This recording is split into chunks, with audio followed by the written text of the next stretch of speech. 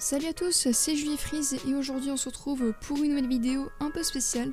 Je teste un nouveau format, un peu comme le Watch Me Edit, où des éditeurs filment leur montage et ensuite le mettent en accéléré sur YouTube. Et ce qui est bien, c'est que lorsqu'on regarde l'édit de la personne et qu'on voit un effet qu'on aime bien mais on sait pas comment le faire, on peut tout simplement aller sur la vidéo et aller mettre en ralenti dans vitesse de lecture, on met en 0.25 et on peut voir comment la personne a fait un certain effet. Et comme je sais que parfois, dans certains de mes edits, j'utilise quelques effets, alors soit je vous propose les tutos qui m'ont aidé à faire ça, mais au moins si jamais je fais une vidéo Watch Me Edit, vous pourrez tout simplement voir comment j'ai fait directement et ça sera plus simple que d'attendre à chaque fois que je fasse un tuto.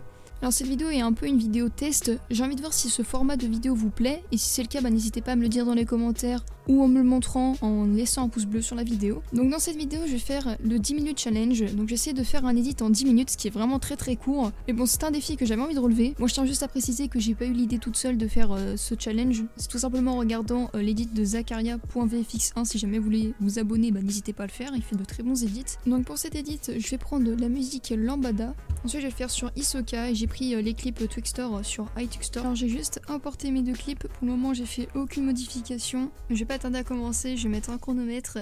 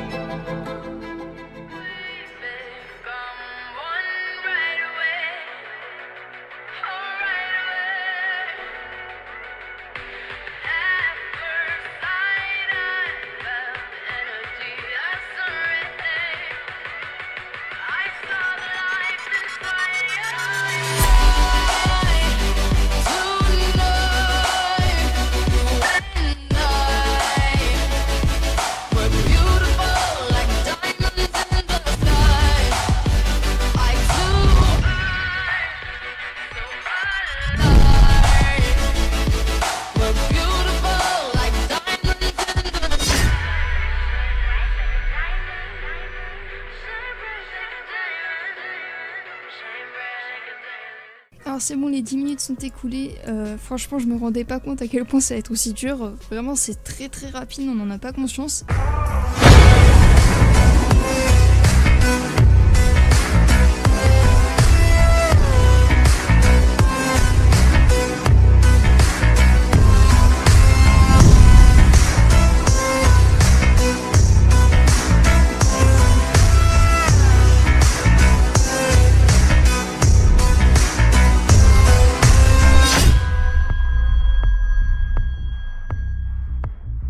À un certain moment, je pense que vous avez vu un peu, même si c'était un peu accéléré, que mon logiciel a bugué et comme j'ai dû purger mes calques, je me suis déduit quelques secondes. Donc j'avais mis sur pause mon chronomètre le temps que ça se passe. J'aurais eu le temps de faire mes shakes si jamais j'avais fait tout le temps la même transition, genre que des dézooms, ça m'aurait pris quelques minutes en moins, mais je me suis dit que sinon c'était pas fun et je me suis pas servi de preset ou quoi. J'ai juste utilisé le plugin Flow, mais en même temps si jamais je l'utilisais pas c'était infaisable, ou dans ce cas il aurait fallu que je fasse à peine une ou deux transitions. Et en vrai je suis grave fière de cette transition car sans faire exprès j'ai même pas regardé quand je faisais les transitions, je faisais vraiment au pif. Je me disais allez là ça va à droite, là ça va à gauche, là ça va en bas, là c'est un dézoom, parce qu'on n'a même pas le temps de réfléchir à qu'est-ce qui serait le mieux comme transition. Car là, comme vous pouvez le voir, lorsque Hisoka regarde vers la droite, la transition va vers la droite aussi, donc ça je trouve que c'est vraiment cool. Voilà, c'est un peu dommage comme vous pouvez le voir, là on a la tête de Hisoka qui est assez proche, et ensuite on le voit un peu plus loin, donc là ça aurait été mieux de faire un dézoom. Bref, j'espère que ce nouveau concept vous a plu. Si jamais vous voulez que je fasse un nouvel épisode où cette fois-ci je me laisse 1 heure pour faire un edit, pourquoi pas, dites-le moi dans les commentaires. Sur ce, c'était Julie Freeze, ciao ciao.